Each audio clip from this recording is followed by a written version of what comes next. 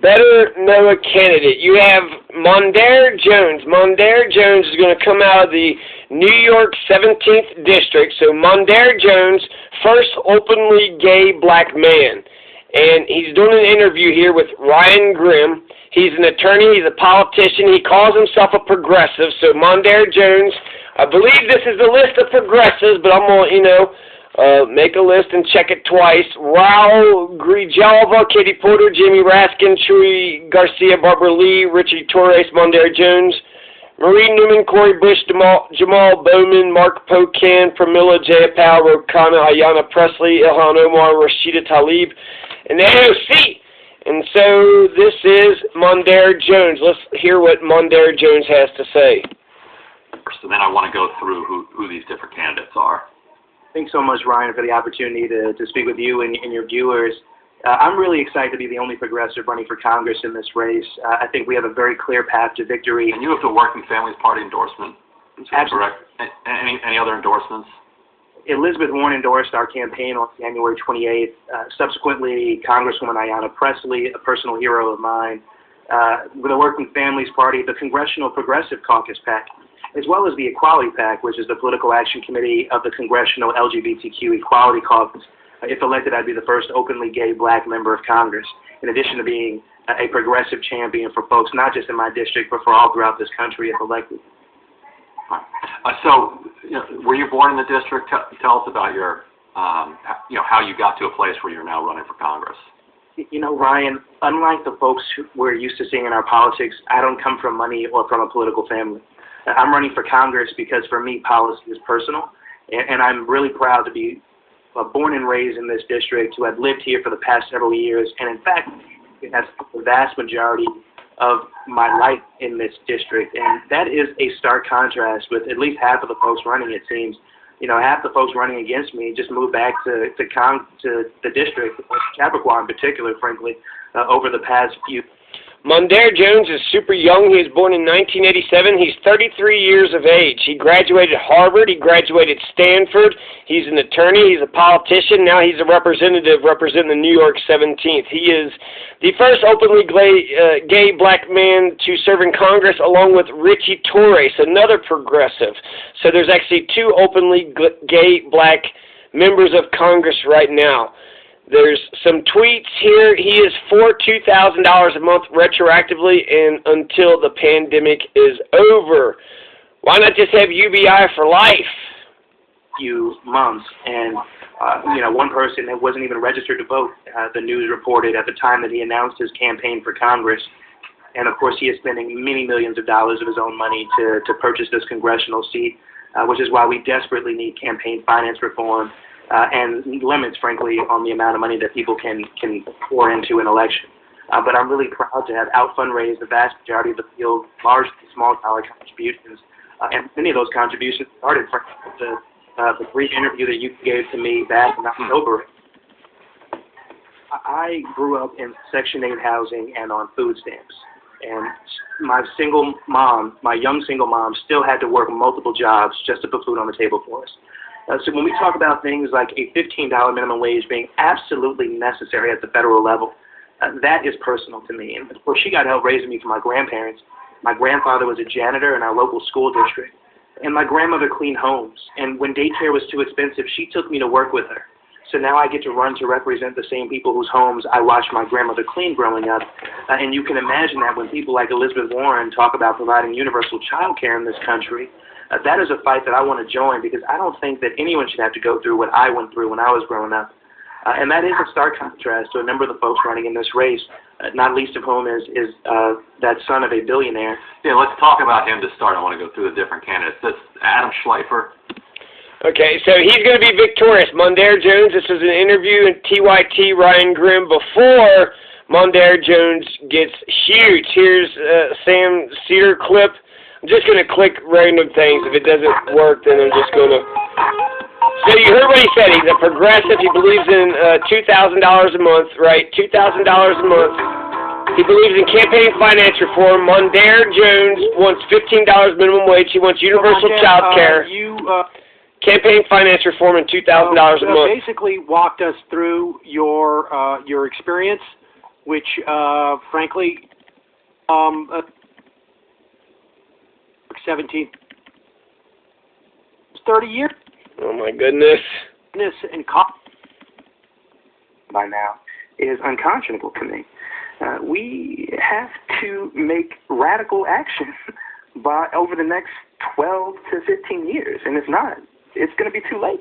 I mean, we've already seen so much of our infrastructure degraded, and the things that we're talking about as part of the Green New Deal, a guaranteed green jobs program with training, trillions of dollars in training for folks who are going to be as part of a transition from a carbon economy to a post-carbon economy, so displaced.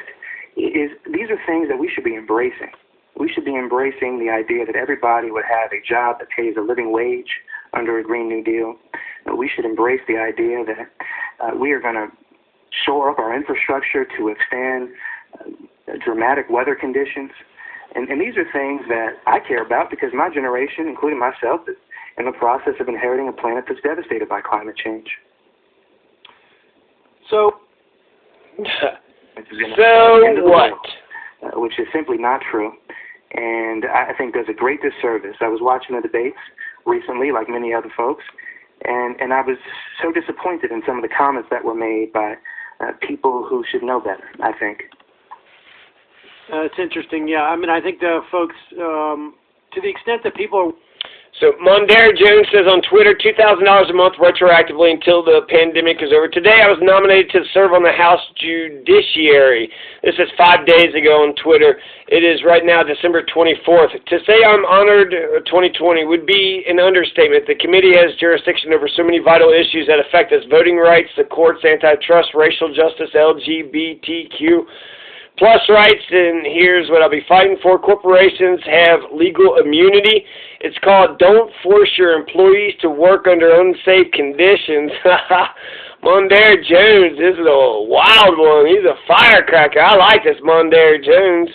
Democrat, New York 17th Congressional District. He believes in universal child care. He believes in the Green New Deal. He wants universal jobs, training, $15 minimum wage, campaign finance reform.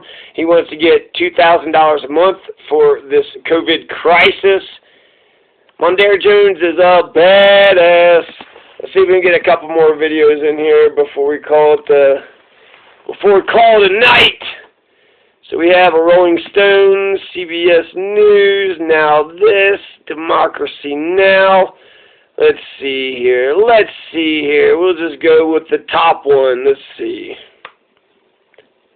Got over 1,000 views. 31,000 in a day, fully automated, without having to do anything. And we have to be fighting tooth and nail for democracy and for the American people.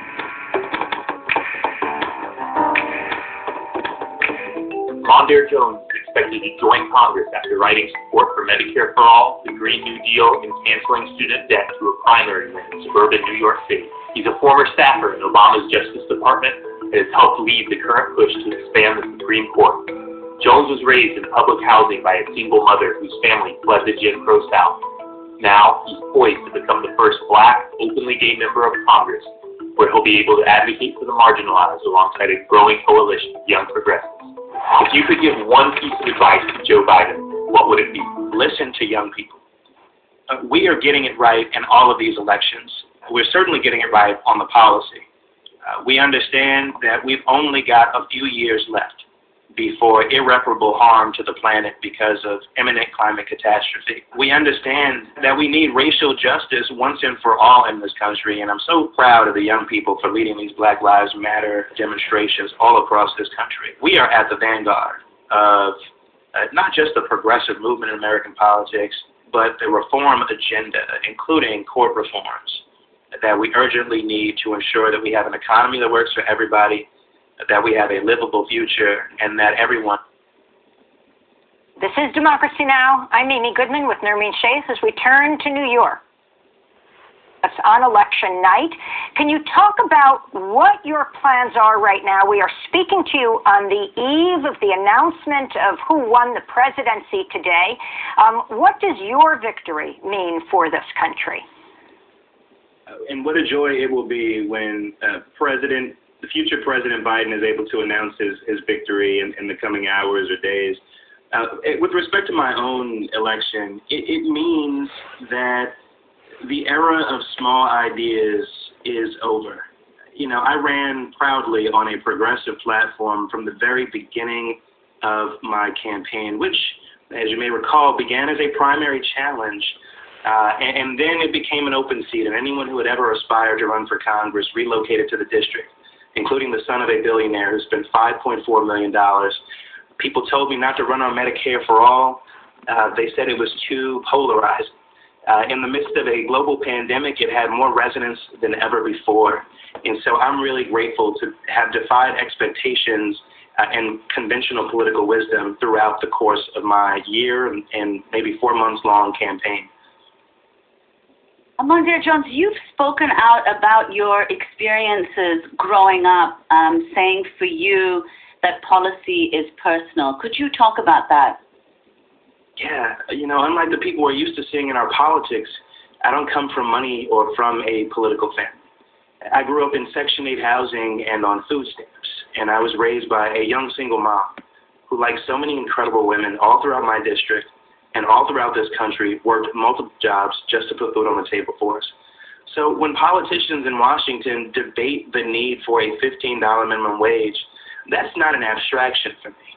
In fact, the $15 minimum wage or living wage is a need I know to exist from firsthand experience. And by the way, my mom got help raising me from my grandparents. My grandfather was a janitor, and my grandmother cleaned homes. And when daycare was too expensive, she took me to work with her. And so when people like Elizabeth Warren talk about the need to invest in universal child care as infrastructure, that's a fight I want to join when I get to Washington, based on not wanting any kid to have to go through what I went through when I was growing up. So, Mondaire Jones, could you talk about where election results stand now? You've previously advocated for election reforms, including ranked choice voting and nationwide automatic voter registration. First, your response to how close this race has been, and then what you think the reforms you've advocated for, how that might change the way elections turn out. You know, we are still watching the data roll in these swing states in particular, but, you know, your point is well taken. I think many of us on November 3rd expected the margins not to be what they were. We expected them to be more favorable, the vote count, towards Joe Biden. Of course,